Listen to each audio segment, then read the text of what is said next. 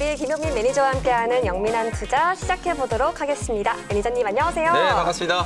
네, 매니저님 오늘이 드디어 2020년의 마지막 거래일입니다. 저희가 시청자분들에게 인사드리는 또 2020년의 마지막 날이기도 맞습니다. 한데 네. 앞서서 저희 생쇼 매니저님께서 이제 신년 장 한마디를 또 제시해 주시기도 하셨는데 네. 우리 영민 매니저님께도 좀 여쭤봐야 할 것 같아요. 저도 한마디 해볼까요? 네. 올해가 끝나지 않았으면 좋겠다. 요걸 이제 한마디로 말씀을 좀 드리고 싶은데 네. 아니 2020년 시장이 너무 좋아가지고 네. 물론 내년에도 좋겠지만 그냥 올해가 끝나지 않고 12월 31일, 32일, 33일 계속됐으면 좋겠거든요. 너무 솔직했어요. 네, 물론 뭐 코로나19 때문에 많은 분들이 좀 고생들을 많이 하셨겠지만 그쵸. 그냥 우리가 단순히 주식 시장만 놓고 보면 정말 20년 만에 좀 그야말로 어마어마한 네. 시장이 좀 연출이 좀 됐다. 오늘도 지금 오늘 폐장일이잖아요. 사실 오늘이 마지막 이제 영업일인데도 코스피 코스닥 양시장이 정말 사이좋게 다 1%씩 상승을 좀 하고 있고요. 특히나 IT 종목들, 반도체 관련된 종목들이 워낙 강하게 지금 슈팅이 좀 나오고 있다 보니까 최근에 또 많이 강조해드렸던 종목들이 아주 좋은 흐름을 좀 보이고 있는 것 같아요.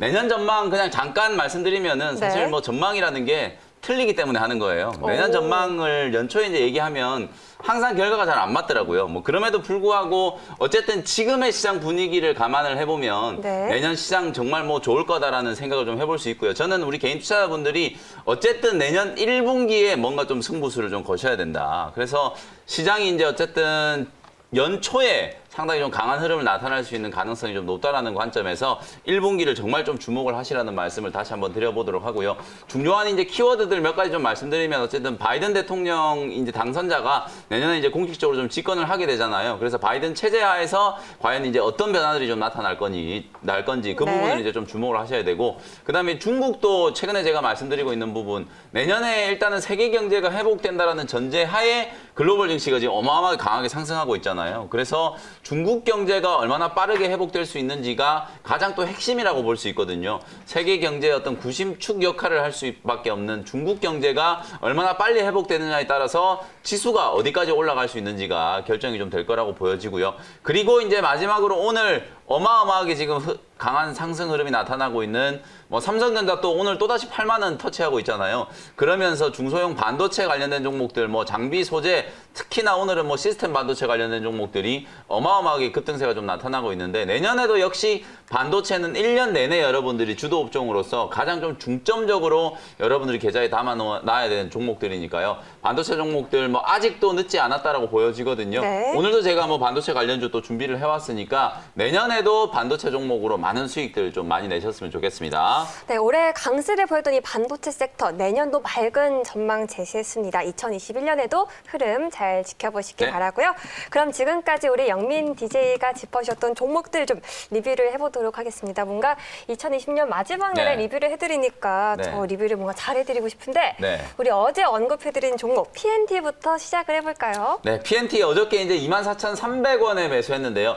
오늘은 뭐 시장 대비해서 그렇게 강한 흐름은 아니에요. 다만 이제 PNT가 2차 전지 이제 장비를 만드는 회사라고 말씀을 좀 드렸었고 실제로 2차 전지 소재를 만드는 기업들보다는 장비 기업들이 여전히 좀 저평가되어 있다. 그리고 이제 많은 2차 전지 장비 소재 기업들이 뭐 PER 막 20배, 30배, 40배 넘어가는 종목들이 좀 많다라고 말씀드렸었는데 그럼에도 불구하고 PNT는 실제로 이제 올해 실적 그리고 내년 실적에 대비해서는 여전히 좀 저평가되어 있다라는 생각이 좀 들거든요. 그런 부분들을 감안해서 당장 오늘 수익 내려고 뭐 여러분들께 말씀드린 종목이 아니니까요. 내년에 또 조금 더 여러분들이 좀 주목을 해봐야 되는 종목 롤트롤 장비 이제 국산화 그리고 국내 점유율 1등을 차지하고 있는 회사이기 때문에 내년도도 2차 전지 제조 장비를 만드는 기업들은 당연히 이제 투자 사이클과 맞물리면서 상당히 이제 좋은 호황이 나타날 걸로 좀 기대가 좀 되기 때문에 내년에 수익 실현할 수 있도록 목표가 28,000원 좀 잡아드렸으니까요. 미리미리 잘 준비해 두시면 좋겠습니다. 다음으로 두 번째 리뷰 종목 바로 가보겠습니다. 다음 종목 12월 18일에 언급해 주셨던 유니퀘스트입니다. 매니저님.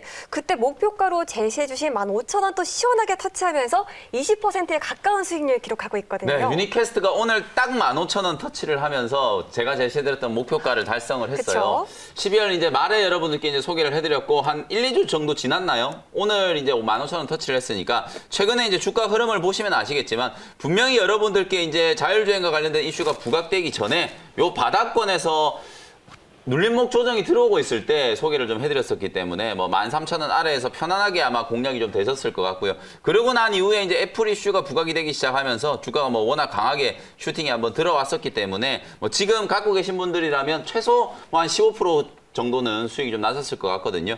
15,000원 정도 근처에서 절반 정도 차익을 좀 챙겨 놓으시고 남은 절반은 또 조금 더 올라갈 수 있고 좀 오늘 사상 최고가를 지금 계속 뛰어넘고 있는 그야말로 역사적인 이제 신고가 랠리가 나타나고 있는 자리거든요. 내년도에도 뭐 IT 종목들이 좀 좋을 거라고 감안을 하면은 이제 차량용 부품, 전장 부품 쪽도 그냥 크게 보면 다 IT라고 할 수 있다라고 말씀드렸었잖아요. 내년에도 조금 더 강한 흐름을 한번 기대를 해보면서 유니캐스트 일단은 조금 더 올라간다면 뭐 추가적인 목표 가격은 16,000원 정도까지 수익 극대화 관점으로 대응을 한번 해보도록 하겠습니다. 네, 이어서 마지막 리뷰 종목 가보겠습니다. 마지막 종목 12월 21일에 언급해 주셨던 LB세미콘입니다. 이 종목 우리가 어제도 리뷰를 했는데 오늘의 흐름도 좀 설명을 부탁드릴게요. 네, 제가 LB세미콘 최근에 3일 동안 계속 지금 리뷰해드리고 있잖아요. 네. 리뷰해드리면서 여러분들께 계속 강조해드렸던 게 내년에 전체적으로 반도체 업황 상당히 좀 중요한데 시스템 반도체와 관련된 종목들 꼭 다시 좀 보셔야 된다라는 말씀 많이 드렸었잖아요. 그러면서 이제 LB세미콘이 오늘도 이제 다시 한번 7%, 8%대 급등이 나오고 있고 실제로 오늘 시장의 주인공은 바로 네페스라는 회사예요. 이 회사도 여러분들께 한 달 전쯤에 이미 소개를 해드렸었는데 수익률이 무려 지금 40%를 넘어가고 있고요. 네페스 지금 보시는 것처럼 장중에 20%가 넘게 급등이 나왔는데요. 실제로 이 네페스라는 회사가 왜 올라가느냐. 반도체 이제 후공정 쪽에 상당히 좀 중요한 기술들을 삼성전자와 함께 공동 개발을 해가지고 내년부터는 이제 실적에 대한 부분들이 정말 좀 가시화될 수 있다. 이런 부분들을 좀 주목을 해보자라고 말씀드렸잖아요. 네페스 뭐 솔직히 말씀드리면 연초 대비하면은 얼마 오른 게 없어요. 시스템 반도체 관련된 종목들이 테스나를 제외하고는 뭐 LB세미콘이라든지 AD테크놀로지라든지 지금 말씀드리고 있는 네페스라든지 전부 1월 달에 제법 좀 강하게 좀 슈팅이 좀 나왔었다가 그 이후에는 거의 제자리에서 올라간 게 없었는데 오늘 2020년의 마지막 날 이 시스템 반도체와 관련된 종목들이 일제히 급등세가 좀 나타나고 있다는 거. 최근에 제가 여러분들께 소개해드렸던 AD테크놀로지 역시도 오늘 장 초반부터 워낙 강하게 좀 상승을 하면서 3만 원대 저항을 뚫고 있거든요. 실제로 AD테크놀로지도 지금 자리를 보시면은요.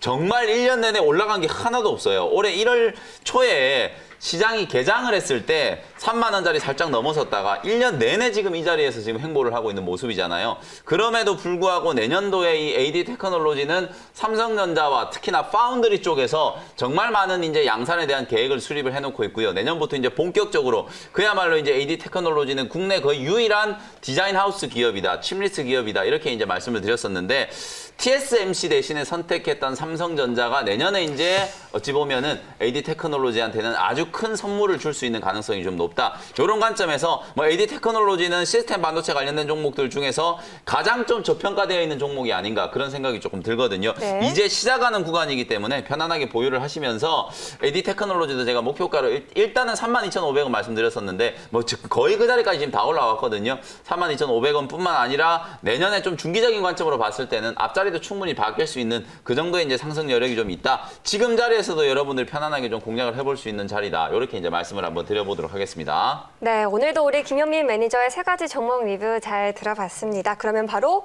오늘의 문자 사연 가보도록 할게요. 네, 오늘의 첫 번째 문자 사연은요.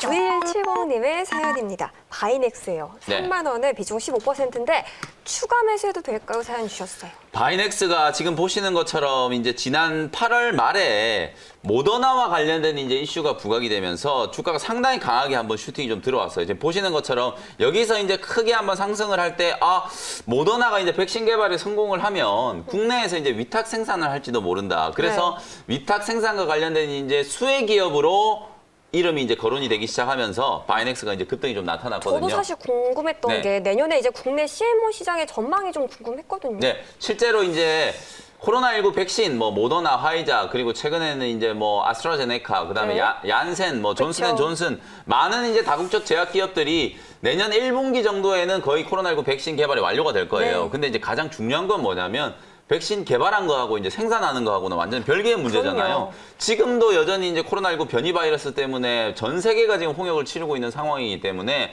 오늘 뭐 미국, 유럽 상황이 상당히 좀 안 좋다라는 거 여러분들 다 보도를 통해서 알고 계실 거예요. 네. 그만큼 백신을 빨리 생산을 해야 되고 또 안정적으로 이제 공급을 할 수 있는 시스템이 갖춰져야 되는데 우리나라가 이제 그런 백신 생산의 어떤 전초기지가 될 수 있다는 거예요. 특히나 아시아 지역에서는 그야말로 우리나라가 이제 CMO 지역의 어떤 거점이 될 수 있을 만한 그런 이제 가능성이 있기 때문에 시세는 제가 봤을 때는 뭐 지금부터 이제 시작된다라고 봐도 무방하다라고 보여지거든요. 다만 이제 녹십자라든지 뭐 한미사이언스라든지 이미 많은 종목들이 기대감이 이제 선반영이 되면서 이제 주가가 이미 많이 좀 급등을 했고요. 이 바이넥스라는 종목은 가장 먼저 주목을 좀 받았었다가 오히려 최근에 가장 조정을 좀 많이 받고 조정받은 자리에서 이제 어제부터 이제 다시 어제 이제 문재인 대통령께서 2천만 명분의 또 백신을 모더나의 백신을 또 확보했다는 소식이 좀 나왔고 모더나의 CEO가 직접 우리나라와 이제 CMO 같은 이런 협력 관계를 더 강하게 좀 구축을 하고 싶다라는 의사 표현을 좀 했기 때문에 아마 그런 부분들의 이제 기대감이 반영이 되면서 바닥권에서 이제 주가 반등이 좀 시작이 됐다라고 보여지거든요. 바이넥스 같은 경우에는 일단 33,000원 정도까지는 기술적인 이제 반등 목표치를 좀 제시를 해드리도록 할 테니까 보유하시고요. 추가적인 상승을 조금 더 기다려 보셨으면 좋겠습니다. 네, 그럼 이어서 다음 문자 사연 받아보겠습니다. 다음 사연 0366님의 사연이에요. 네. 일진 다이아 59,000원의 비중은 50%입니다. 오늘 여러분들 그 국제시장에서 상당히 좀 이슈가 됐었던 게요. 탄소 배출권 가격이 사상 최고치를 뛰어넘었어요. 이게 무슨 얘기냐면 제가 아까 내년에 이제 키워드 말씀드릴 때 바이든 정책을 말씀을 좀 드렸었잖아요. 바이든 대통령이 이제 집권하고 나면 사실상 이제 친환경, 신재생 에너지라든지 친환경과 관련된 이슈가 분명히 좀 주목을 좀 받기 시작할 거예요. 다만 이미 하나 솔루션부터 해가지고 많은 종목들이 올라갔는데 저는 여러분들께 조금 더 여러분들이 강조를 해서 좀 말씀을 좀 드리고 싶은 섹터는 뭐 태양광도 있고 뭐 풍력도 있고 많은 신재생 에너지 섹터가 있지만 저는 친환경 자동차 시장을 말씀드리고 싶거든요. 전기차라든지 수소차라든지 이런 친환경 자동차 시장 아직까지 유럽에 비하면 미국은 현저하게 이제 보급률이 좀 떨어지기 때문에 바이든 대통령 당선자가 내년에 집권하고 나면 이 친환경과 관련된 이슈 태양광 풍력도 뭐 중요하겠지만 이 친환경 자동차 시장이 그야말로 시장 규모로 따져봤을 때는 어마어마한 시장이잖아요. 그래서 수소차라든지 전기차 쪽의 모멘텀은 내년에도 분명히 좀 부각이 된다라고 보여지고요.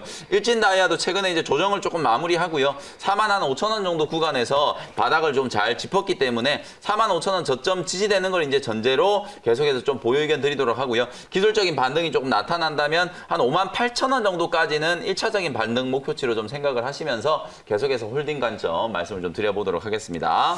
네, 그러면 저희 영민한 투자 문자 사연 오늘 여기까지 받아보고요. 그러면 오늘도 우리 영민 DJ의 시원한 원시던길 종목 소개 바로 들어보도록 하겠습니다. 사실은 이제 오늘 IT 종목을 하나 어쨌든 네. 소개를 해드리긴 해야 되는데 거의 모든 섹터의 종목들을 그냥 다 훑어드렸어요. 최근에 말씀드렸던 AD 테크놀로지, LB 세미콘 이런 시스템 반도체 쪽, 그 다음에 메모리 반도체를 굳이 여러분들 좀 공략을 하신다고 하면 또 테크윙, 후공정 장비 쪽 좀 관심 있게 보시자라고 네. 말씀드리면 지난주에 테크윙 말씀드렸는데 그쵸. 오늘 또 급등이 나오면서 사상 최고가를 또 뛰어넘고 있거든요.